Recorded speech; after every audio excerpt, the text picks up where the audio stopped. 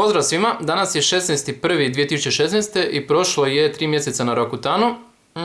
Moram reći da sam na početku zimanja ovog Rakutana mislio da će nakon 3 mjeseca već rezultati biti neprepoznatljivi, odlični, no nažalost to nije slučaj, ali mislim da nije zbog toga što sam počeo s relativno malom dozom od 10 mg prva 2 mjeseca i tek u 3. mjesecu 20 mg, pa vjerojatno radi toga.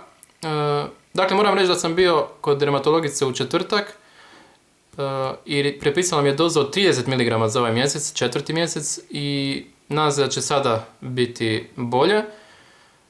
Evo, situacija je lijeva strana.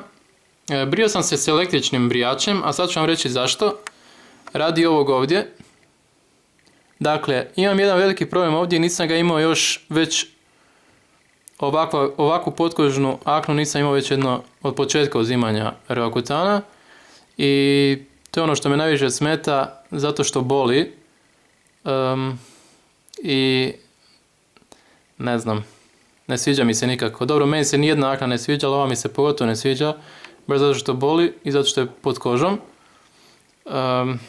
Što se tiče ostalog, ovdje tu je bolja je situacija, ovaj dio ovdje je puno bolji, ovdje je blagih crvenih fleka. Lijeva strana je ok i što je najvažnije nema ovog slučaja, jedino ima crvenila i ljušti se koža. Psihičkih i fizičkih problema nemam, osim sušenja usnica i kože. Čelo je ok i nos i brada su ok.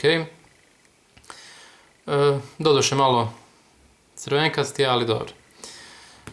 Eto, nadam se stvarno da će biti bolje u sljedećem mjesecu i da neće biti ovakvih situacija, jer ovo je nešto najgore, vjerujte mi. Tako da se vidimo za tjedan dana u sljedeću subotu.